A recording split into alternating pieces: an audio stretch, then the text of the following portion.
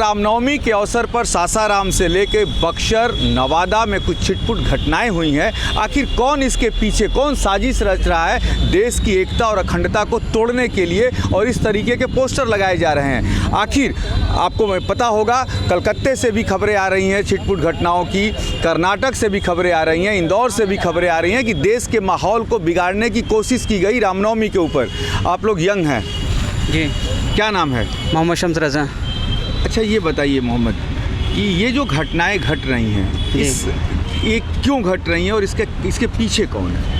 पीछे कौन है? गवर्नमेंट चाहेगा तो कुछ घटना नहीं घटेगा, तो गवर्नमेंट जान के होने दे देता है। गवर्नमेंट जब जुलूस चल रहा है तो अच्छे से मॉनिटरिंग करें, कौन पत्थरबाज है कौन नहीं है, वो तो क्लियर हो सकता है ना। गवर्नमेंट लूज छोड़ देता है, स्टार्टिंग में सबको रोक दिया जाएगा तो उस तरह नहीं होगा। यानी कि आपके कहने का मतलब है कि जो सासाराम में घटना घटी है, नालंदा में घटी है, छिटपुट पत्थरबाजी हुई है, कलकत्ता के हावड़ा के शिवपुर में घटी है, इंदौर में घटी है, तो इसमें गवर्नमेंट ने पूरा कड़ाई नहीं बरती है? हाँ बिल्कुल नहीं, क्राइम बरतती तो फिर नहीं ना होती।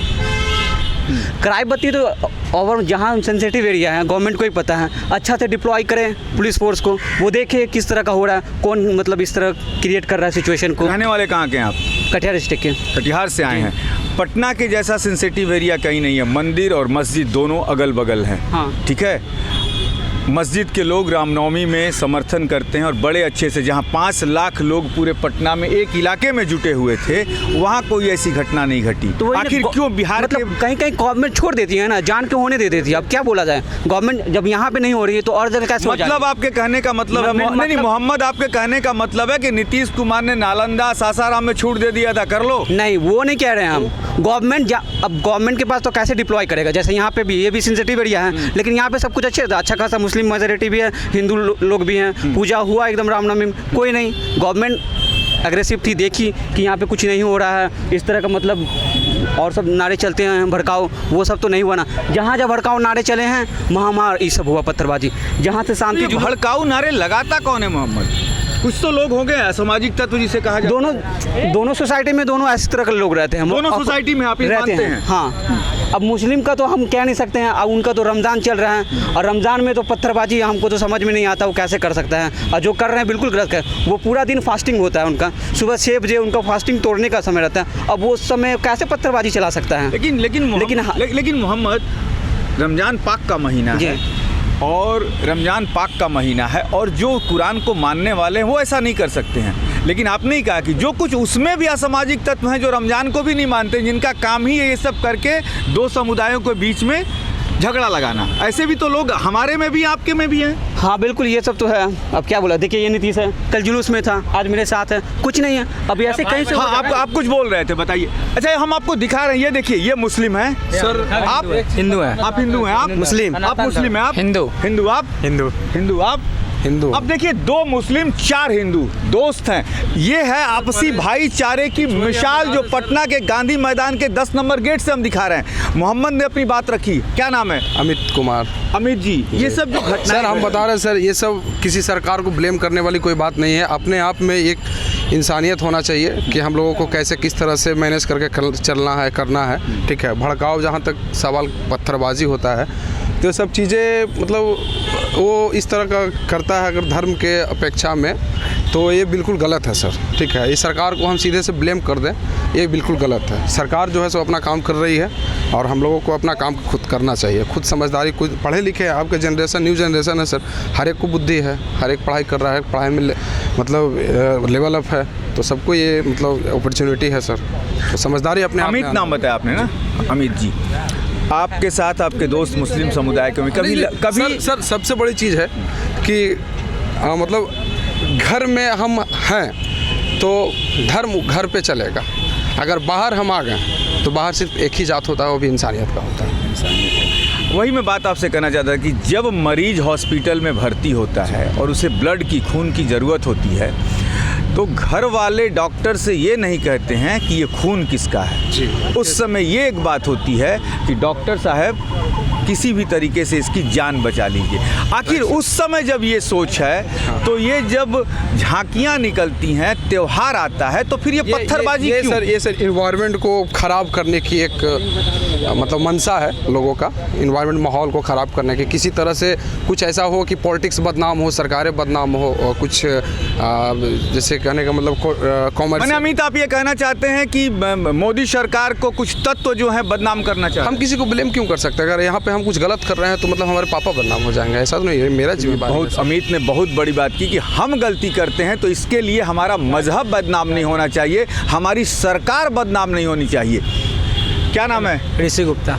ऋषि जी, क्या करते हैं? अभी तो मैं ग्रेजुएशन कंप्लीट किया हूँ। ग्रेजुएशन कंप्लीट कर रहे हैं? जी सर। क्या ये माहौल जो क्रिएट होता है हर त्योहारों में, जी ठीक है ना, बकरीद आती है, ईद आता है, उसी समय हिंदुओं का भी पर्व पड़ता है, एकदम सेंसिटिव हो जाता है कि भाई इस इलाके से मत जाना। क्यों भाई? इलाका क्या, मुस्लिम इलाका भी है तो वहाँ से हिंदू की बारात जाएगी, और हिंदू का भी इलाका है तो मुस्लिम भाई की बारात जाएगी। ये तो आपसी भाईचारा है। आखिर ऐसा कर कौन रहा है? कर कौन रहा? आपस में मिलजुल कर सबको इसको करेंगे सर, और कौन करेगा? आपस में मिलजुल कर सब भाई बंधु सर बन के रहेंगे आपस में। क्या कहना है आपका सर? क्या नाम है? अमन कुमार। अमन जी, क्या कहना है?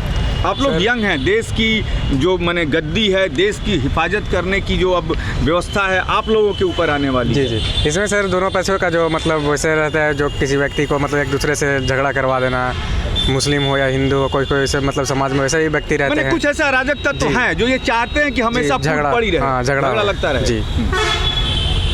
झगड़ा नहीं होना। क्या कहना चाहेंगे सर? देखिए, सबसे पहले बता देते हैं कि जातिगत जो व्यवस्था है शुरू से, देखिए जातिगत व्यवस्था अलग हुई, सांप्रदायिक व्यवस्था अलग हुई। जो भी है, धर्म है, संप्रदाय है, ये अपने जगह पे है। आप किसी बस पे सफ़र करते हैं तो ना बस का मालिक का संप्रदाय पूछ के सफ़र करते हैं, ना ही ड्राइवर का संप्रदाय पूछ के सफ़र करते हैं। बिल्कुल बिल्कुल बिल्कुल। आप बाजार में सब्जी खरीदते हैं तो ना ही कोई संप्रदाय नहीं होता। अभी हम लोग यहाँ खड़े हैं गांधी मैदान में, कोई संप्रदाय से मतलब नहीं है। बिल्कुल। मेरे कहने का कंसेंस ये है कि ग्राउंड लेवल पर संप्रदाय धर्म जाति होता ही नहीं है।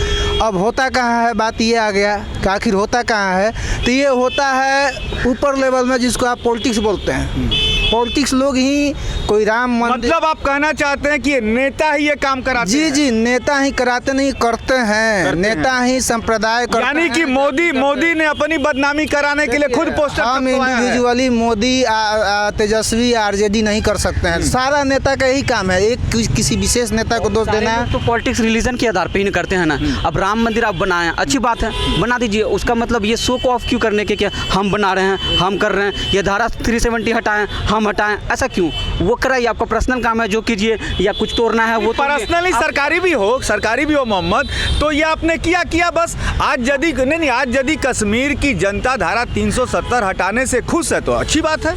ये सब अगर हटाना है वो सब साइड में रखिए ना, राम मंदिर बनाना है वो कीजिए। हम लोग को पता चल जाएगा राम मंदिर बन गया, जाके पूजा कर लेंगे, है ना। ये आप दिन भर टीवी में यही चला रहे हैं, राम चला रहे हैं, राम। देखिए, बहुत बड़ी बात मोहम्मद ने कही कि आपको राम मंदिर बनाना है, आपको धारा 370 हटानी है, आप कर दीजिए, राम मंदिर बन जाएगा। ये मुस्लिम होके भी कह रहे हैं कि हम जाके वहाँ पूजा कर लेंगे, हमारे देश की संस्कृति की एक विरासत है। लेकिन ये पत्थरबाजी, हर त्योहार में माहौल को उत्तेजित करना, ये सबसे बड़ी बात और गंदी बात है। जहाँ जहाँ पत्थरबाजी हुई है ना, मैक्सिमम जगह पे भड़काऊ भाषण चले हैं। अब देखिए, उठा के देख लीजिए, वहाँ पे भड़काऊ मतलब अगर जा रहा है कोई दिक्कत नहीं है। अब उस तरह भड़काऊ चलेगा तो कहीं पे लोग टॉलरेट कर लेते हैं और कहीं पे लोग टॉलरेट नहीं करते। दोनों सोसाइटी में उस तरह लोग हैं, कोई जाने दे देते हैं, कोई इशू ले लेते हैं। अब हम लोग हैं, सेलिब्रेट कर रहे हैं खुशी, अब त्यौहार में अब नारे लगा जाते हैं, जोश में निकल जाता है, अब कोई सीरियस ले लेता है। चलिए, ये तो बात हो गई जो पत्थरबाजी और वो होती है।